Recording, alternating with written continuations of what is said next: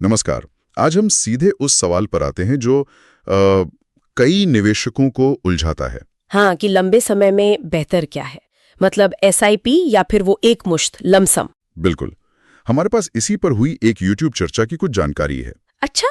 उसमें ये बात थी कि अगर बाजार मान लीजिए लगातार ऊपर ही जा रहा है, हाँ, तो लमसम शायद बाजी मार सकता है, क्योंकि आपका पैसा जल्दी काम पे लग गया ना। सही बात है। कम एनएवी पर ज्यादा यूनिट्स मिल गए शुरू में ही। हाँ, लेकिन अगर डर हो कि बाजार गिरेगा, तब एसआईपी बेहतर लगती है, क्योंकि आप गिरते बाजार में भी खरीदते रहते हैं। वो एवरेजिंग हो जाती है। बिल्कुल, और यही असली पेंच है ना।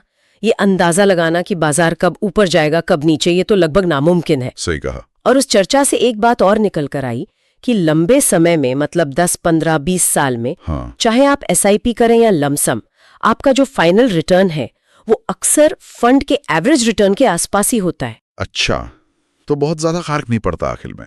लंबी अवधि में शायद उतना नहीं जितना लोग सोचते हैं। तो आज हम इसी जानकारी के आधार पर एसआईपी और लमसम के फायदे नुकसान को थोड़ा और समझने की कोशिश करते हैं। हाँ, ताकि लोग अपने लिए, मतलब अपनी सिचुएशन के हिसाब से फैसला ले सकें। उस वीडियो में एक रास्ता सुझाया गया था, काफी प्रैक्टिकल सा, क्या था वो? कि अपनी क्षमता के हिसाब से जितनी ज्यादा एसआईपी कर सकते हैं वो करें। ठीक है। और जब भी कभी एक्स्ट्रा पैसा हाथ लगे, बोनस मिला या कहीं से कुछ आया, हाँ, तो लमसम टॉप अप कर दें उसी फोलियो में। अच्छा, मतलब दोनों का मिश्रण। हाँ बिल्कुल। इसको समझाने के लिए उदाहरण भी दिया था, जैसे एसबीआई स्मॉल कैप फंड का, कि अगर किसी ने 2009 से मान लीजिए 5,500 रुपए महीने की एसआईपी की, ठीक है, और साथ में हर 4 साल में 1 लाख रुपए का लमसम टॉपअप भी किया। ओके, मिला जुला तरीका। हाँ, तो इस तरह कुल मिला के 80 लाख से ज्यादा बन गए। अरे वाह। और अगर सिर्फ एसआईपी करते तो सिर्फ 5,500 रुपए की एसआईपी से करीब 61 लाख रुपए बनते। अच्छा खासा फर्क है, मतलब वो बीच बीच के लमसम ने काफी बूस्ट दिया। बिल्कुल। लेकिन कहानी का दूसरा पहलू भी था। वो क्या? कि अगर 2009 में ही किसी के पास मान लो 9 लाख रुपए होते और वो एक साथ लमसम लगा दिए होते उसी फंड में, तो वो शायद 1.25 करोड़ रुपए बन सकते थे। 1.25 करोड़, जबरदस्त। लेकिन वही बात है, शुरू में 9 लाख रुपए होना। हाँ, वो कितनों के पास होते हैं, यही तो सवाल है। बिल्कुल। एक और उदाहरण था शायद निप्पॉन ग्रोथ फंड का। हाँ, कोई व्यक्तिगत अनुभव जैसा? हाँ, उसमें 3,000 रुपए की मासिक एसआईपी थी और साथ में कुछ लमसम टॉपअप किए गए थे। तो एक लमसम जो फरवरी 2016 में किया था, करीब 89,000 रुपीज का, वो 9 साल बाद, मतलब हाल तक 5.34 लाख रुपीज हो गया। 5,34,000। हाँ, तो ये दिखाता है कि लमसम में डाली गई रकम अगर सही चल जाए तो काफी तेजी से बढ़ सकती है। सही बात है, मतलब दोनों के अपने अपने फायदे हैं।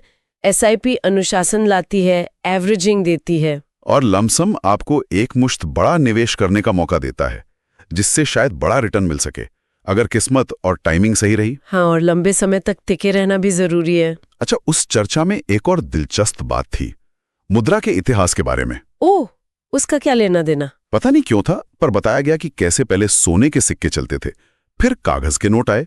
हाँ, प्रॉमिसरी नोट्स जैसे। और शुरू में नोट पर लिखा होता था कि सरकार मांग पर सोना देगी। हाँ, आई प्रॉमिस टू पे द बेरर वाला। वो बाद में हट गया, शायद ये बताने के लिए कि कैसे चीजें बदलती हैं, कैसे विश्वास का आधार बदलता है फाइनेंस में। हो सकता है। इंटरेस्टिंग पॉइंट है वैसे। चलो अब कुछ सीधे सीधे सवालों पर आते हैं जो पूछे गए थे। एक था कि अगर किसी के पास बड़ी रकम हो, जैसे 70-80 लाख रुपए, तो कैसे निवेश करें? हाँ, ये आम सवाल है।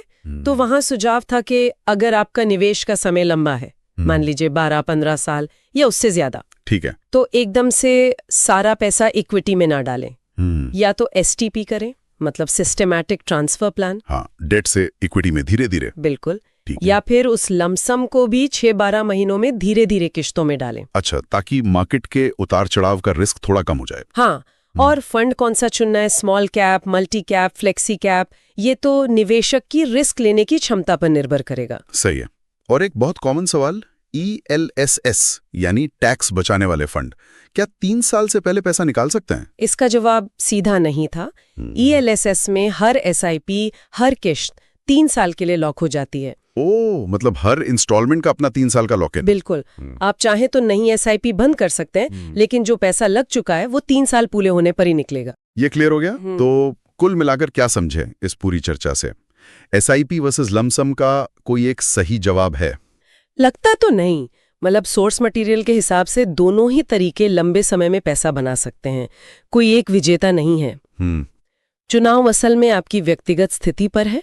रेगुलर इनकम है तो एसआईपी आसान है, एक मुश्त पैसा आया है तो लमसम का सोच सकते हैं, या फिर वो मिला जुला रास्ता। हाँ, वो मिला जुला रास्ता शायद ज्यादातर लोगों के लिए ठीक रहता है। नियमित एसआईपी और जब मौका मिले तो लमसम। और सबसे जरूरी बात जो बार बार कही गई, नजरिया लंबा रखें। हाँ, और बाजार गिरे तो घबराए नहीं। ये भी बताया गया कि हो सकता है शुरू के 3 साल आपका पोर्टफोलियो नेगेटिव ही दिखे। बिल्कुल, टिके रहना महत्वपूर्ण है। तो जाते जाते एक सवाल छोड़ जाते हैं सोचने के लिए। क्या निवेश की सफलता सिर्फ फाइनल रिटर्न के आंकड़े से तय होनी चाहिए, या फिर वो जो निवेश करने का अनुशासन आता है, जो एक मानसिक शांति मिलती है कि चलो कुछ बचत हो रही है, क्या वो भी उतना ही जरूरी नहीं है? बहुत अच्छा सवाल है। मतलब क्या प्रक्रिया भी मंजिल जितनी ही महत्वपूर्ण है? इस पर सोचना चाहिए। ये शायद हमारे भविष्य के फैसलों पर असर डाल सकता है।